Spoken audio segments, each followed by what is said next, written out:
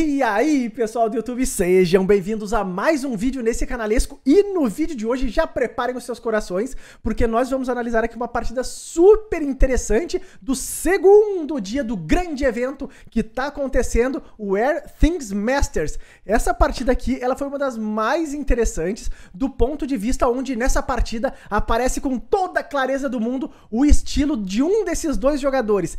Quem, Rafaelzinho?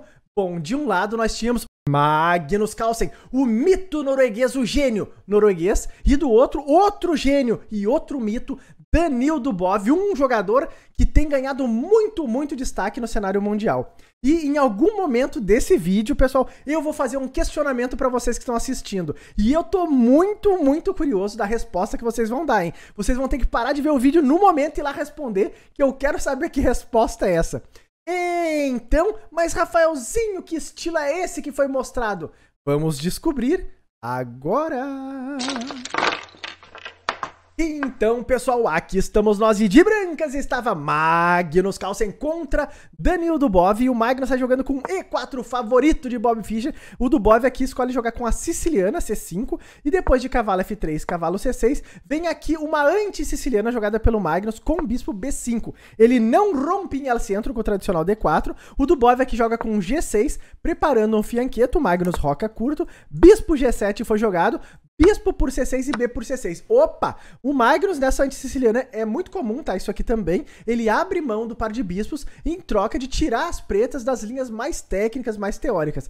Depois dessa captura, o Magnus segue jogando com torre E1, então cavalo H6 jogado pelo Dubov, C3 já imediatamente querendo ganhar o centro aqui o norueguês. O Dubov, nesse momento, ele não dá bolas pra isso, tá? Ele roca curto, joga duas peças com um só lance e D4. O Magnus ganha o centro, ganhando bastante espaço, C por D4, C por D4, e agora D5, o Dubov diz, não, eu também vou lutar por esse centro. O Magnus diz, sim, esse centro é meu, ele joga com E5, e o Dubov mais uma vez bombardeia o centro com o lance F6. H3 jogado pelo Magnus, vem a captura em E5, e nesse momento C5 jogado aqui pelo Dubov, criando um forte centro de peões, e agora? Quem é o dono desse centro? O Magnus, que joga um lance muito interessante, mostrando que ele é dos gambitos, ele joga com B4. Que lance, hein? Ele tá dando um peão aqui na ala, o Dubov tomou esse peão, e o Magnus joga com A3, gambitando mais um, o norueguês quer atacar. Ele quer ir pra cima, o Dubov não se atreve, tá? A tomar aqui o peão de A3, porque o grande tema é que as brancas vão conseguir desenvolver de forma muito rápida as peças, e as pretas podem acabar tendo problema. Então o Dubov respeitou aqui, jogou nessa posição com D4, a partida segue com a captura em B4, e nesse momento a partida fica bem desequilibrada, porque as pretas têm um peão isolado, as brancas também, um peão bem avançado aqui, um peão bem avançado ali, uma verdadeira bagunça. O Dubov nesse momento segue desenvolvendo, o bispo B7, observem que ele tá tocando aqui o ponto de F3, e nessa posição foi jogado o cavalo de BD2, trazendo uma defesa para F3. E nesse momento o Dubov joga um lance bem interessante aqui, bem lógico, porque ele quer se livrar de uma das debilidades que é o peão isolado. Então ele imediatamente joga com A5. O Magnus também quer se livrar desse peão B4 aqui, faz torre por A5, e depois de torre por A5, B por A5, dama por A5, nesse momento tá caindo um peão central, sim, o norueguês vai ganhar um peão, eu não acredito, parece que o A5 do Dubov acabou sendo um erro nessa posição, o Magnus aqui joga cavalo por D4, e observem que a linha bispo por E5, que parece uma linha bem lógica, não foi jogada na partida, tá? O grande tema é que se bispo por E5, as brancas podem jogar cavalo F3, que é um lance bem incômodo, que ataca o bispo e abre um ataque descoberto lá naquele cavalo de H6, que tá totalmente solto. E observem que o lance lógico, como o bispo G7, tá caindo aqui o peãozinho de E7, e as brancas ganham um peão de qualquer jeito. Então o Dubov não entrou nessa linha, tá? Depois de cavalo por D4, ele seguiu jogando aqui com o lance cavalo F5, propondo algumas troquinhas aqui nessa posição. O Magnus aqui segue jogando com cavalo F3, ele volta, como diria o Armando, o Dubov já rapidamente coloca a dama em D5, de olho aqui na casa de G2, cuidado, mas isso aqui não é blitz, né? É uma partida rápida, tem mais tempo pra pensar, mas se tirar o cavalo tá tomando mate em G2 seria muito desagradável. Bispo B2 jogado pelo Magnus, trazendo um reforço pro peão extra que ele tem, a partida segue com bispo H6, e então E6, mandando o peão pra cima e abrindo essa potência que é o bispo de B2. O Magnus tá agressivo nesses últimos tempos. Torre D8 foi jogado pelo Dubov, criando agora também pressões aqui no ponto de D2. A partida segue com dama E2, dama D3, o Dubov quer trocar tudo. Foi para as trocações, dama por D3, o Magnus aceita, torre por D3 e então cavalo E4, mandando a cavaleta para cima. Estamos entrando na posição que eu quero chegar, pessoal, porque eles estão indo para um final. E vocês sabem que este mito norueguês joga finais, hein? Esse peão avançado aqui é um problema também para as pretas. Tá, tem ameaça também de cavalo C5 aqui, querendo capturar o bispinho ali. E a partida segue tensa. Bispo por E4 do Dubov jogou, ele nem pestanejou. Torre por E4 jogado pelo Magnus. E agora bispo G7 querendo trocar tudo. Será que o Magnus vai trocar? O Magnus nessa posição ele diz, não, eu não vou trocar, que se quiser trocar, troque tu. Ele jogou aqui bispo E5 e o Dubov aceitou a troca, capturou, cavalo por E5 e a partida segue com torre D1 e rei H2 e rei G7. Bom, estamos aqui no final muito equilibrado de momento. Observem que nenhum dos times aqui, nem as brancas nem as pretas, tem peões passados. Parece muito tranquilo. Veio nesse momento o G4 Grobiano, tocou o cavalo salta para D6. A partida segue com torre E3 jogada aqui pelo Magnus, G5 jogado pelo Dubov, ganhando um pouco de espaço na lá do rei, e rei G2 jogado aqui pelo Magnus, melhorando o rei dele. H6 controlando aqui o peão de G5 e nesse momento o cavalo C6 foi jogado aqui pelo Magnus Carlsen, de olho aqui no peão de E7. O rei vem para F6 para defender, torre F3, rei por E6, torre E3, rei F6 e agora cavalo por E7 e chegamos no momento que eu queria, pessoal. Observem essa posição. A partida absolutamente empatada, tá? Muito difícil converter um final como esse. Embora as brancas tenham um peão a mais, não é um peão passado. É um peão que não passa aqui da casa de F4, né? 3 peões para as brancas, 2 peões para as pretas. Cavalo contra cavalo, torre contra torre. Não parece nada simples isso aqui de alguém conseguir ganhar. Correto? Corretíssimo.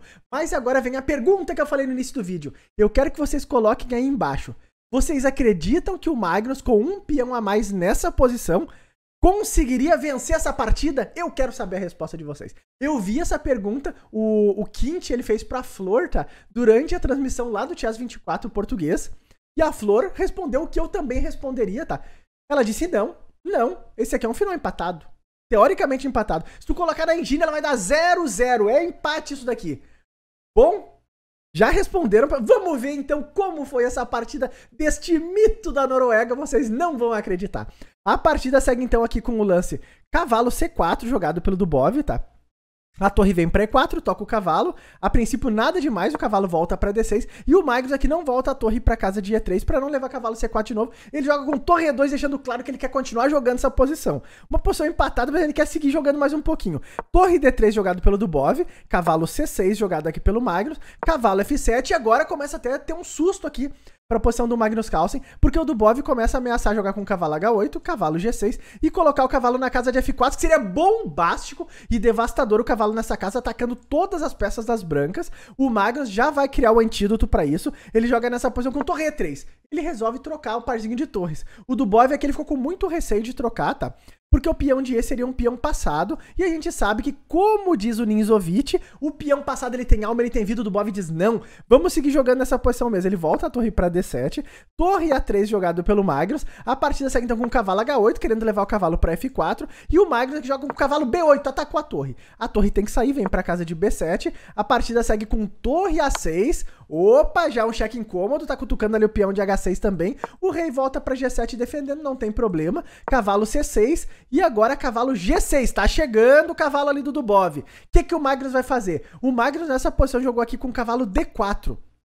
Também criando uma certa ameaça de colocar o cavalo agora na casa de F5. Então ele tá dizendo, se tu quer invadir a casa de F4, pois eu vou invadir F5 e agora estamos na peleia. O Dubov nessa posição, ele joga um lance ali precavido, digamos assim. Ele joga cavalo H4, cheque, e ao mesmo tempo que ele invade, ele protege a casa de F5.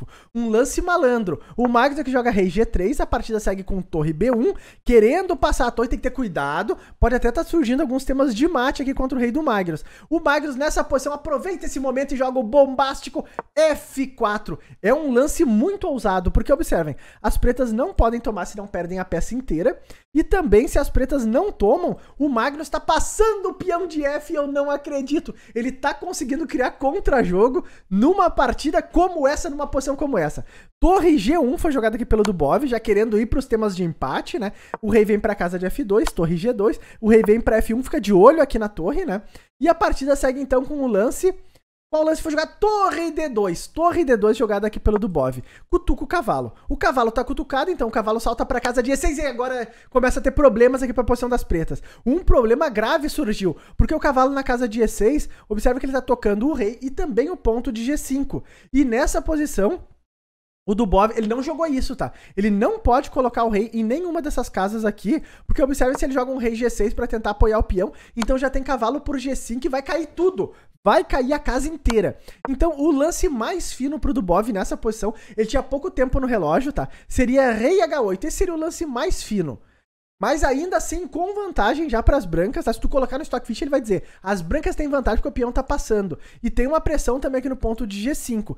Mas foi jogado rei F7 pelo Dubov. Ai, ai, ai. E esse lance deixa cair o peão de G5. Então veio a captura F por G5. Cavalo F3 jogado pelo Dubov, um lance técnico, um lance interessante, que tinha uma ideia bem profunda por trás desse lance. O Dubov aqui com essa formação quer jogar cavalo H2 cheque e cavalo F3 cheque também. Então observe que tem uma formação de empate aqui, onde o rei das brancas ficaria para lá e para cá, eternamente. Então o Dubov estava tentando aprontar um empatezito. Por exemplo, jogar um lance aqui, vamos, digamos assim, um lance passando, deixa eu ver se funciona. Se simplesmente passar um lance de torre. Claro, tá caindo o cavalo, mas vamos ignorar isso. O grande tema que eu quero mostrar pra vocês é o tema de empate. Cavalo H2, observe que se o rei volta aqui pra atacar a torre, então tem cavalo F3, rei F1, cavalo H2 e fica repetindo. Inclusive, se jogar rei G1 pode até perder, tá?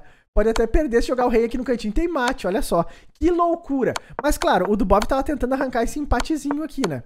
Mas não foi isso que aconteceu na partida. Depois de cavalo F3, o que aconteceu aqui foi que o Magnus Carlsen jogou a bombástica e devastadora do G6. G6 é um lance bombástico, porque o grande tema do Magnus é tentar desviar o rei. E ele tá mandando o peão pra cima. Então, se fizer rei por G6, não aconteceu isso, tá?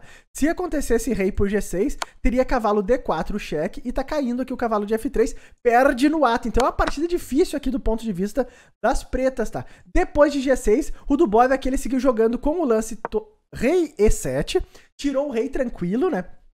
E agora, o grande tema é que o peão tá avançando, mas o rei ainda tá segurando. Como ganhar este final? O Magnus vai para a linha mais forte dessa posição, tá? Ele joga aqui torre A3. Esse é o lance mais forte aqui, porque ele ataca o cavalo de F3 e ele dá ao mesmo tempo o cavalo dele tentando converter essa partida para um final de torres onde o Magnus teria 2 peões a mais, já seria suficiente para ganhar. Então nessa posição o Dubov seguiu lutando, tá? Ele jogou aqui cavalo H2 cheque, o rei vem para E1 atacando a torre, né? Porque o cavalo também tá ameaçado. Então foi jogado torre D6, voltando, atacando o cavalo, querendo pegar o peão de G6. O Magnus aqui joga cavalo F4, defendeu o peão dele. E a partida segue então com rei F6 e agora rei E2, jogado aqui pelo Magnus Carlsen. E observem essa posição, que dilema! Como daquela posição absolutamente empatada, chegamos nessa complexidade. O cavalo do Dubov é que ele tá absolutamente fora de jogo. O Magnus tem um peão na cesta defendido, com 2 peões de vantagem. A partida segue então com torre D7, tá? Jogada aqui pelo Dubov. Torre A6 jogado pelo Magnus, cheque é cheque. O rei vem pra casa de E5 e depois do lance cavalo H5, o Dubov jogou a toalha sim. O Magnus Carlsen venceu essa partida de forma extraordinária, deixando todo mundo nas transmissões de queixo caído, como ele conseguiu converter um final absolutamente empatado, como tinha no início da posição. Então, pessoal, aqui entra aquela questão que a gente ouve muito falar, né? Ah, mas o Magnus Carlsen é um mito, ele consegue desequilibrar finais absolutamente empatados. Sim, lembrem-se dessa partida quando alguém falar essa frase pra vocês, porque o Magnus aqui, ele converteu um final absolutamente empatado, tá? O grande tema agora é que ele tá jogando G7, o peão de H6 é uma debilidade grave e o cavalo aqui tá quase caindo. Então as brancas aqui estão absolutamente ganhas, tá? E o Dubov, ele não quis seguir sofrendo, ele abandonou. Deve ter sido bem decepcionante, né? Porque era uma partida de equilíbrio, mas ele acabou errando um único lance, que foi o rei H8 ali pra rei F7, que acabou complicando a vida dele.